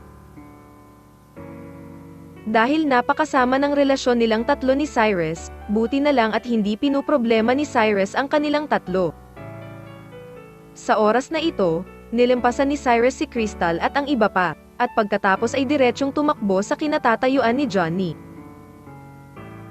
Nang makita ni Crystal si Cyrus, may kislap na pananabik sa kanyang mga mata, at pagkatapos ay sumigaw siya. Kapatid na Cyrus. Ngunit dahil masyadong malayo si Crystal sa kinatatayuan ni Cyrus, hindi narinig ni Cyrus ang mga salita ni Crystal, ngunit dumiretso siya sa Johnny. Dahan-daang iminulat ni Johnny ang kanyang mga mata matapos malaman na darating si Cyrus, at pagkatapos ay mahinang sinabi, "Nasaan ang iyong Panginoon?" "Hindi ko nakaantak ang master ko," sagot ni Cyrus sa mahinang boses. At hindi napigilan ni Johnny na mapamura matapos marinig ang mga salita ni Cyrus, at pagkatapos ay mahinang nagsabi, "Hindi ko inaasahan na ang iyong Panginoon ay may pakialam sa iyong buhay, ngunit itinuturing ko pa rin siyang kalaban ko. Duwag lang. The matter between you and my master has nothing to do with me. I came here today to explain things to you clearly." Kinuha ni Cyrus ang kanyang mobile phone habang nakikipag-usap, at sinabing blanko. Ang mobile phone na ito ay naglalaman ng isang video ni Victor na nagkukumpisal ng kanyang kasalanan. Ang lahat ng ito ay pinlano ni Victor. Pinatay niya si Rafael at na-frame ito para sa akin. Ang layunin ay para palayain kita. Dahan-daang itinaas ni Johnny ang kanyang ulo at sinulyapan si Cyrus, pagkatapos ay walang ekspresyong sinabi. "Hindi pa ba malinaw ang sinabi ko sa iyo kahapon? Wala akong pakialam kung sino ang pumatay sa apo kong si Victor. Kailangan mong mamatay, kung hindi dumating si Kenny para iligtas ka, kung gayon kailangan mong mamatay ngayon." Tumingin si Cyrus kay Johnny sa kanyang harapan at nag-alinlangan ng 2 segundo. Pagkatapos ay sinabi sa mahinang boses, "Maaari mo akong patayin kung gusto mo, ngunit kailangan mong ipanggako sa akin na pakakawalan si Amy. Walang hinanakit sa akin ang babaeng iyon, kaya syempre hindi ko siya papatayin." Malumanay na sagot ni Johnny. "Sige, dahil gusto mo akong patayin, kaya mo na." Pagkatapos sabihin ito, kinuha ni Cyrus ang borrowing god pill na inihanda niya ng maaga. Bagamat alam ni Cyrus na hindi siya ang kalaban ni Johnny, ngunit sa oras na ito gusto pa rin niyang labanan si Johnny, at least hayaan ang kanyang sarili na mamatay ng disente. Ngunit bago inilabas ni Cyrus ang hiniram na tableta, sumugod na si Johnny sa harap ni Cyrus, at pagkatapos ay inabot niya ang leeg ni Cyrus. At ang lahat ng naroroon ay medyo natulala matapos makita ang eksenang ito.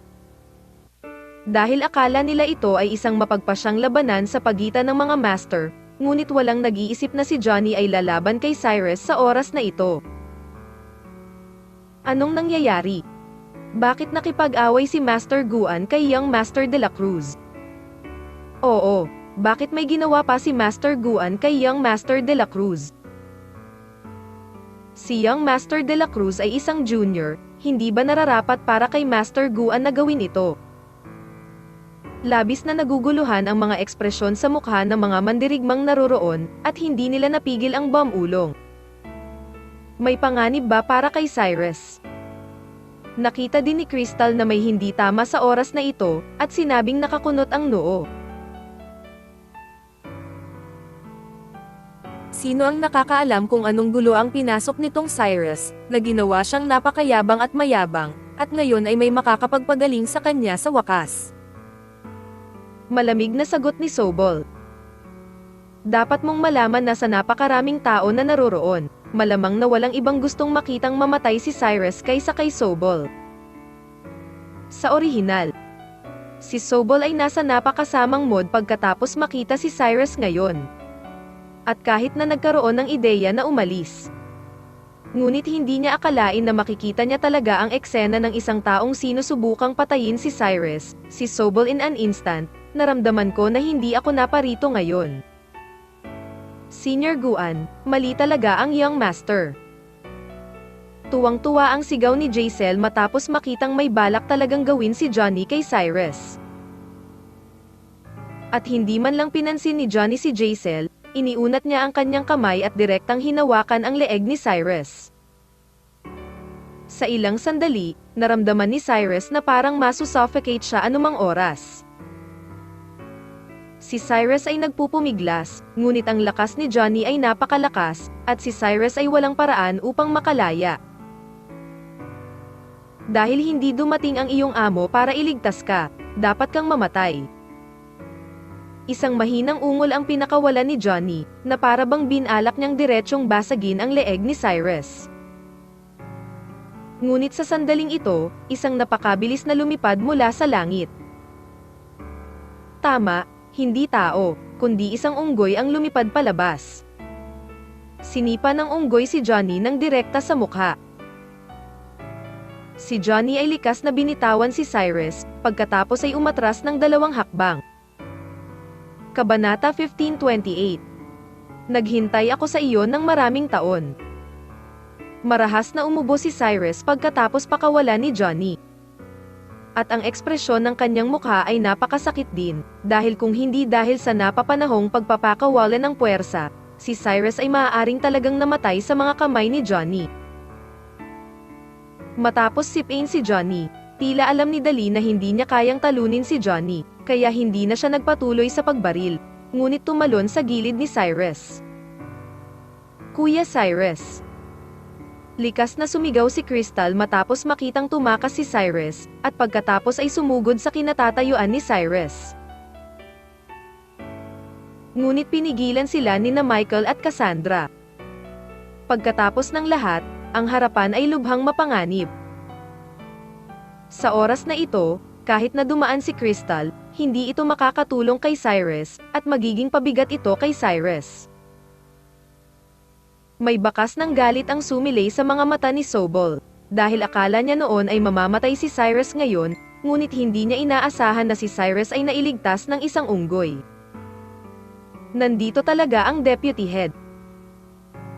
Tuwang-tuwang sigaw ni Jaisel matapos makita si Dali. Si Trixie ay mukhang naguguluhan, kumunat ang noo at sinabing, "Sabi mo ang unggoy na ito ang iyong deputy head?" "Oo. Ito ang deputy head ng monkey sect namin." Mabilis na tumango si Jaisel, at pagkatapos ay nagpatuloy. Ang deputy head at ang head ay palaging hindi mapaghihiwalay. Dahil dumating na ang deputy head, ibig sabihin ay dapat nandito rin ang head. Nandito na si Master Lee. Sa wakas nandito na si Master Lee. Sa sandaling ito, isang boses ang biglang nagmula sa karamihan.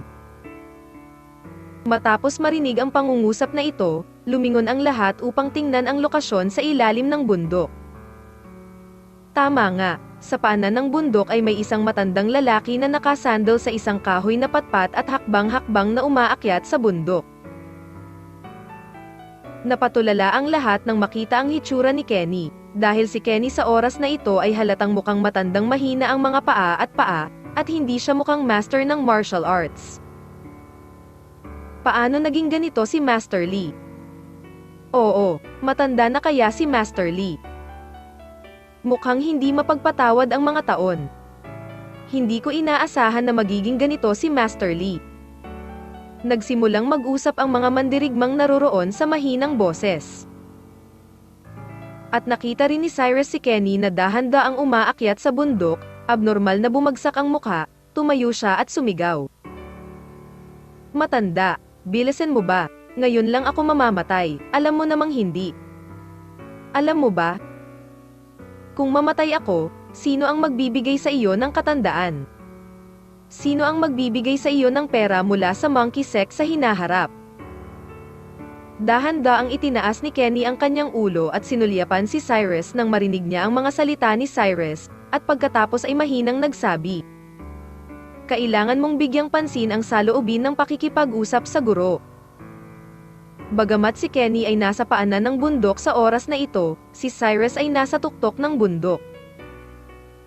Ngunit nalaman ng lahat na ang boses ni Kenny ay maaaring umabot sa pandinig ng lahat ng napakalinaw, at ang boses ay napakalma, hindi ang uri na sinisigawan ng may lakas. Anong ugali yan? Bilisan mo ba? Papatayin talaga ako nitong matandang kalaban mo. Sigaw ni Cyrus sa abnormal na pagbagsak. Huwag kang mag-alala, walang sino man sa mundong ito ang makakapatay sa apprentice ni Kenny. Malumanay na sagot ni Kenny. Kailangan kong sabihin na ang mga salita ni Kenny ay napaka-domina pa rin. At hindi nakaimik si Cyrus matapos marinig ang pangungusap na ito, at malakas na sinabi. Kailan ito lahat? Huwag magyabang, okay. Tumingin si Jacel kay Cyrus sa kanyang harapan na may nakakagulat na ekspresyon sa kanyang mukha. Dahil ito ang unang pagkakataon na nakatagpo siya ng isang taong naglakas loob na makipag-usap kay Kenny ng ganito. Sa kabilang banda, umiling si Kenny at ngumiti ng mapait, at mahinang sinabi, talagang apprentice kang hindi nagbibigay ng anumang mukha sa isang guro. Itigil ang tinta. Sigaw ni Cyrus sa basag na boses. At hindi ipinagpatuloy ni Kenny na hindi pinansin si Cyrus, bagkus ay inihagis niya sa gilid ang kahoy na patpat sa kanyang kamay, at pagkatapos ay tumalon ang kanyang mga binti ng malakas. Sa isang iglap, si Kenny ay dumiretso sa hangin na parang rocket, at pagkatapos ay dumiretso sa tuktok ng bundok. Sa isang kisap mata, si Kenny ay sumugod na sa tuktok ng bundok. Huminga ng malalim ang lahat ng naroon matapos makita ang eksenang ito. Yaong mga lihim pa ring nagbubuntong hininga sa kanilang mga puso na maaaring talagang matanda na si Kenny ay sinampal sa mukha ni Kenny sa oras na ito. Dapat mong malaman na ang distansya sa pagitan ng tuktok ng bundok at paanan ng bundok ay dapat na hindi bababa sa ilang daang metro, ngunit direktang tumalon si Kenny. Halatang lumilipad ito. Bukod pa rito, lumipad si Kenny sa tuktok ng bundok nang wala pang kalahating segundo. Talagang hindi maintindihan ng lahat ng naroroon kung paano ito ginawa ni Kenny.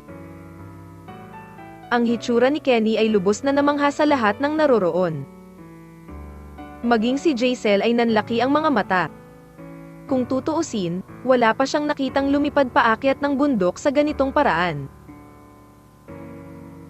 Diretso lang bang lumipad ang taong ito? Nanlaki ang mga mata ni Sobol sa oras na ito, at sumigaw siya ng may hindi kapani-paniwalang ekspresyon. Okay, parang lumilipad pataas. Nauutal na sabi ni Michael. Matapos marinig ang sinabi ng 2 taong ito. Sinabi ni Master Gao sa mahinang boses, si Master Li mismo ay master ng martial arts, at normal para sa isang master ng martial arts na makakalipad sa langit. Isang napaka-normal na bagay. Tumitig si Sobol, hindi alam kung ano ang sasabihin. Nagtataka siya kung kailan nagkaroon ng kahanga-hangang master si Cyrus. Tulad ng inaasahan kay Master Li. Oo, napakaganda talaga ni Master Li. Nakakatuwa ang laban ngayon, pinagpala tayo. Sa oras na ito, lahat ay tumingin sa posisyon ni Kenny at nasa sabik na bumantong hininga. At si Cyrus ay maaaring ituring na isang mahabang hininga, at ang ekspresyon sa kanyang mukha ay halatang mas madali. Pagkatapos ng lahat, sinabi ni Johnny na hanggat lumitaw si Kenny, kung gayon ay wala siyang gagawin kay Cyrus, kaya gagawin niya hindi nasa panganib. Tungkol naman sa labanan ni Kenny at Johnny ngayon, walang pakialam si Cyrus, dahil alam ni Cyrus na tiyak na hindi matatalo si Kenny kay Johnny. Matanda, ipauubaya ko na sa iyo ang natitira. Dapat okay ka lang, di ba? Ngumiti si Cyrus at sinabi kay Kenny. Walang problema. Bahagyang tumugon si Kenny kay Cyrus, at pagkatapos ay dirdiretsong naglakad patungo kay Johnny. Dahan-daang itinaas ni Johnny ang kanyang ulo at sinulyapan si Kenny sa kanyang harapan, pagkatapos ay bumulong, long time no see. Talagang matagal na kitang nakita. Malumanay na sagot ni Kenny. Kenny, alam mo ba kung gaano ako katagal naghintay sa iyo? Tumingin si Johnny kay Kenny at nagtanong. Ano pang hinihintay mong gawin ko? Direktang tanong ni Kenny. Talo ka. Sagot ni Johnny. Kabanata 1529. Ang tunay na malakas. Haha. Hindi napigilan ni Kenny na mapamura nang marinig niya ito, at pagkatapos ay mahinang sinabi, wala ka pang kakayahan. Hahaha. Tumawa ng malakas si Johnny, at pagkatapos ay mahinang nagsabi. Pagkalipas ng maraming taon. Tiwala ka pa rin. Noong una ay naisip ko na hindi ka magpapakita ngayon, tila hindi pangkaraniwan ang iyong nararamdaman para sa batang ito, kung ito ay papalitan ng iba. Bilang isang tao, malamang na talagang mahirap ilabas ka. Siya ang apprentice ko. Napakasimpleng sagot ni Kenny. Hindi ko inaasahan na tatanggap ka ng apprentice. Bahagyang bumantong hininga si Johnny. Johnny, hindi ko talaga inaasahan na napakawalan Gia mo. Sinabi mo pa rin na matanda ka na, at maaari kang ituring na senior sa mundo ng martial arts, ngunit ngayon ay nasa bullying ka na. Isang junior dito, at junior martial artist pa, hindi ka ba natatakot na pagtawanan? Napakunot ang noo ni Kenny at sinabi kay Johnny sa sobrang walang magawang tono. Magbiro. Hindi napigilan ni Johnny na mapamura nang marinig niya ang mga salita ni Kenny, at pagkatapos ay mahinang nagsabi. Patay na ang apo ko, natatakot pa rin akong pagtawanan. Namatay ang apo mo. Bahagyang kumunat ang noo ni Kenny. Oo, ang apprentice mo ang pumatay sa apo ko. Gusto ko lang ipaghiganti ang apo ko. May mali ba? Kinagat ni Johnny ang kanyang mga ngipin at sumagot sa mahinang boses. Pinatay mo ang apo niya. Tila walang masyadong alam si Kenny tungkol sa bagay na ito, kaya lumingon siya at tinanong si Cyrus. Hindi ang young master ang pumatay. Mabilis na sigaw ni Jaisel. Sa tingin ko, wala rin namang papatayin si Cyrus. Bahagyang tumango si Kenny, at pagkatapos ay sinabi kay Johnny. Kung ang aking apprentice ang pumatay sa iyong apo. Ang bagay na ito ay walang kinalaman sa akin, ngunit dahil naglakas loob kang i-bully ang aking apprentice ngayon, kung gayon hihilingin ko ito ngayon. Kumuha ng hustisya para sa apprentice ko. Malinaw na ang mga salita ni Kenny ay nagpapahayag lamang ng isang kahulugan. Iyon ay, hindi mahalaga kung si Rafael ay pinatay ni Cyrus o hindi. Hindi mo maaaring i-bully ang aking apprentice. Alam mo, kahit tingnan mo ang buong China, tinatayang si Kenny lang ang naglakas loob na makipag-usap kay Johnny ng ganito. Kumuha ng hustisya. Natigilan sandali si Johnny pagkatapos marinig ito, at pagkatapos ay mahinang nagtanong, paano mo maibabalik ang hustisyang ito? Anong masasabi mo? Walang pakialam na sumagot si Kenny, at pagkatapos ay dir-diretsyong naglakad patungo sa kinatatayuan ni Johnny.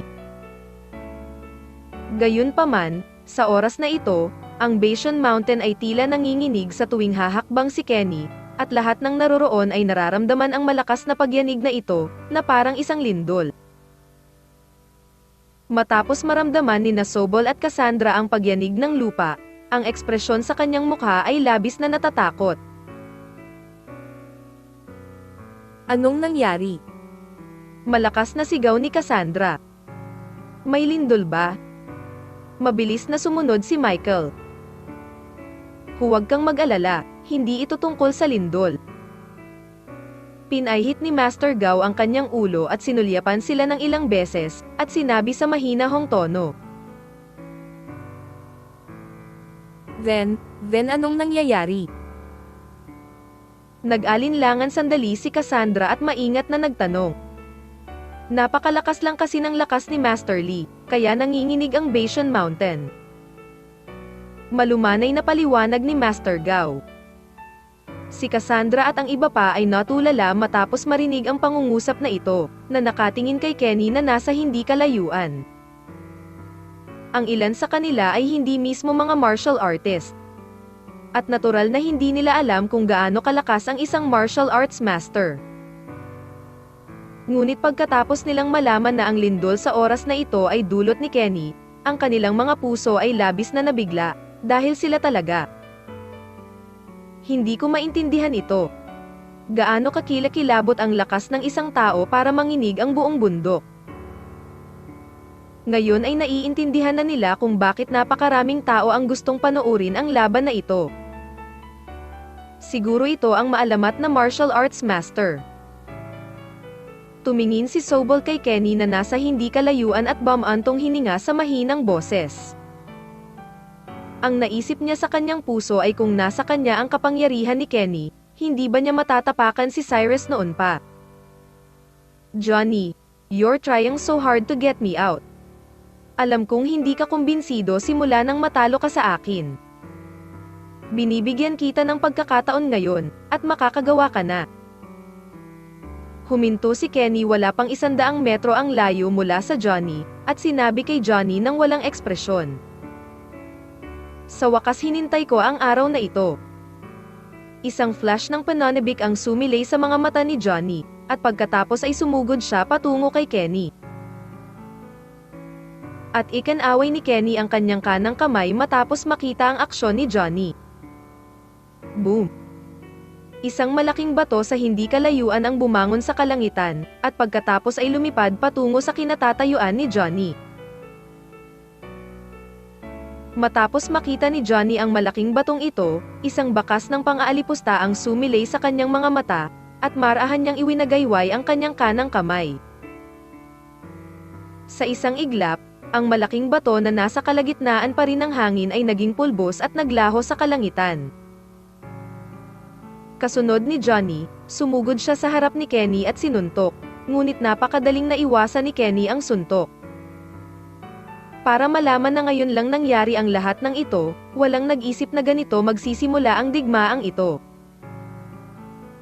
Tila sa isang kisap mata, natapos na nina Kenny at Johnny ang kanilang unang laban. Nang makita ng mga mandirigmang naroroon ang eksenang ito, ang mga ekspresyon sa kanilang mga mukha ay labis ding nakakagulat. Dahil sa oras na ito sa wakas ay napagtanto nila kung gaano kakilakilabot na enerhiya ang maaaring taglayin ng isang martial arts master. Bago ito, marami pa ring martial artist na hindi pa nakakita ng martial arts master na kumilos.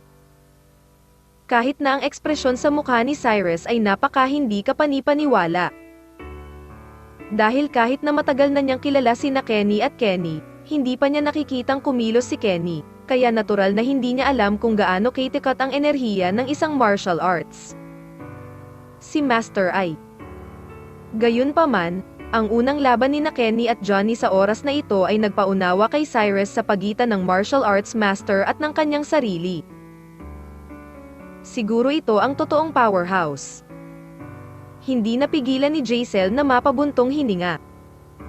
Ngunit hindi nagpatuloy sa pag-atake sina Johnny at Kenny pagkatapos ng unang laban. Si Johnny ay hindi ko kalaban noon, at hindi mo pa rin ako kalaban ngayon, kaya ipinapayo ko sa iyo na huwag sayangin ang iyong lakas at magmadali upang mahanap ang pumatay sa apo mo. Walang ekspresyong sinabi ni Kenny kay Johnny. Oo. Natalo ako sa iyo noon, ngunit sa mga oras na iyon ay nasa larangan lamang ako ng isang 1-star martial arts master, at ikaw ay isang 2-star martial arts master, kaya normal lang na matalo ako. Sa iyong mga kamay, ngayon ay nakalusot na rin ako sa double-star martial arts master, at walang kasiguraduhan kung sino ang mananalo o matatalo sa ating dalawa ngayon. Diretsyong sagot ni Johnny. Kabanata 1530. Ang dakilang digmaan. Maraming taon ka nang nag-improve, pero nag-improve din ako, kaya hinding-hindi mo ako malalampasan. Mahinang sabi ni Kenny. Mahigitan ka man ito, kailangan mong subukan para malaman mo. Matapos sabihin ni Johnny ang mga salitang ito, muli siyang sumugod sa kinatatayuan ni Kenny. Nakapagtataka ang bilis ni Johnny, at nasa harap na niya si Kenny sa isang kisap mata. Matapos makita ang eksenang ito, nagulat ang mga mata ng lahat maliban sa pagkagulat. Dahil ang bilis ni Johnny ay talagang napakabilis, umabot na ito sa antas na hindi kapani-pani walang pakiramdam ng mga tao, at parang kidlat. Lalo na si Cassandra at ang iba pa, ang mga ordinaryong tao na tulad nila ay walang paraan ng pag-unawa kung bakit ang mga tao ay maaaring magkaroon ng isang nakakatakot na bilis. Ang mga ekspresyon sa mukha ng mga mandirigmang naroroon sa oras na ito ay labis na nasasabik. Dahil alam nila sa kanilang mga puso na ang malaking labanan na ito ay malapit nang magsimula, at naghihintay sila sa sandaling ito.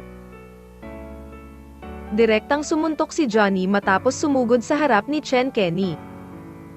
Ngunit hindi pinili ni Kenny na umiwas sa pagkakataong ito, ngunit naghagis din siya ng suntok. Boom! Isang malakas na putok. Diretsyong nagsalpukan ang dalawang kamao. Sa isang iglap, ang buong Bashan Mountain ay nagsimulang manginig ng husto. Ang mga ordinaryong tao na naroroon ay nagpakita rin ng mga ekspresyon ng takot muli, dahil hindi nila inaasahan na ang labanan sa pagitan ng dalawa ay magiging sobrang kakilakilabot. Naramdaman pa nila na kung patuloy na maglalaban ang dalawa, maaaring gumuho ang buong Bashan Mountain. Anong nakakatakot na kapangyarihan ito? Oo, kailan ako magkakaroon ng ganoong nakakatakot na kapangyarihan? At ang mga mandirigmang naroroon ay sobrang inggit. Kung tutuusin, hanggat siya ay isang mandirigma, umaasa siya na balang araw ay magkakaroon siya ng kakayahang ilipat ang mga bundok at ilog gaya ni Kenny at Johnny. Kakaunti lang talaga ang makakarating ng ganito, walang 1 in a million. Ang ikalawang labanan sa pagitan ni Kenny at Johnny ay tila pantay-pantay pa rin, at ni isa sa kanila ay hindi nagpahuli sa isa pa.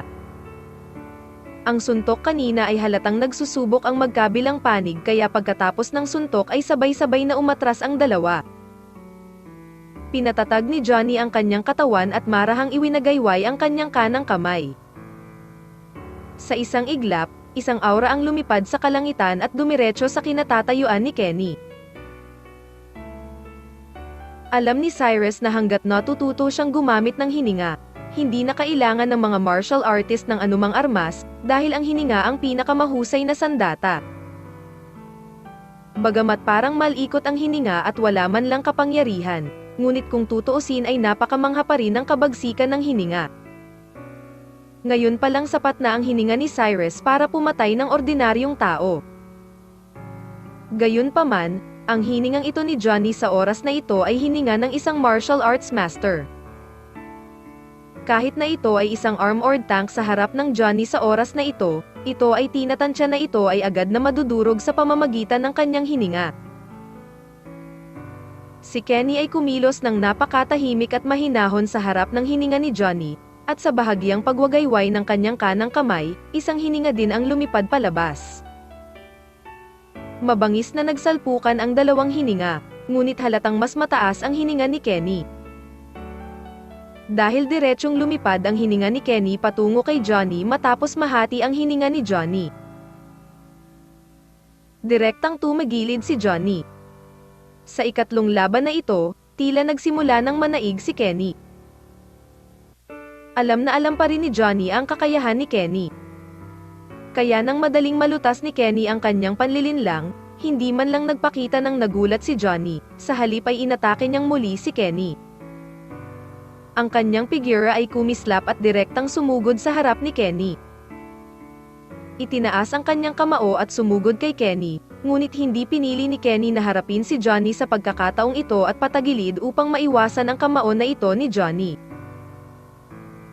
Matapos sumuntok sa hangin si Johnny, bigla niyang iwinagayway ang kanyang kamay, at lahat ng mga bato sa lupa ay talagang lumipad pataas.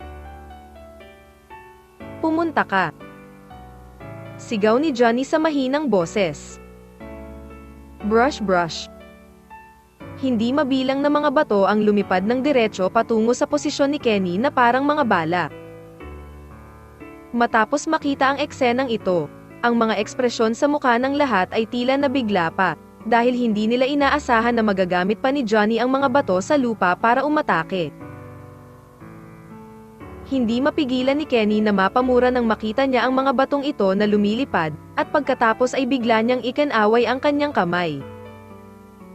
Sa isang iglap, ang lupa ay nanginag ng husto, at pagkatapos ay nakaharang sa mukha ni Kenny ang isang pader na lupa. Halos lahat ng mga batong iyon ay naharang ng pader sa harap ni Kenny. Bagamat napakalakas ng impact ng mga batong ito,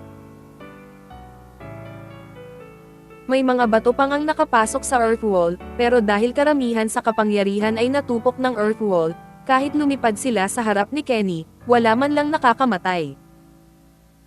Gayunpaman, pagkatapos makita ang eksenang ito, sa wakas ay nagpakita si Johnny ng isang bakas ng pagkagulat sa kanyang mga mata. Mukhang pagkatapos ng maraming taon, ang iyong kakayahan ay hindi kailanman bumalik. Walang ekspresyong sinabi ni Johnny kay Kenny. Malaki ang pag-unlad ng iyong kakayahan, ngunit ngayon ay maaaring hindi mo ako kalaban. Malumanay na sagot ni Kenny. Nang marinig ni Johnny ang mga salita ni Kenny, hindi niya naiwasang mapamura at sinabing blanko, masyado pang maaga para sabihin kung ako ang iyong kalaban o hindi. Sa palagay ko hindi mo dapat ikahiya ang iyong tatlong paa na kasanayan sa pusa. Kung mayroon ka pa ring mga kasanayan sa pag-aalaga sa bahay, gamitin ito sa lalong madaling panahon, o nag-aalala ako na maaaring wala ka ng pagkakataong ito ng ilang sandali. Panipi. Mahinang sabi ni Kenny.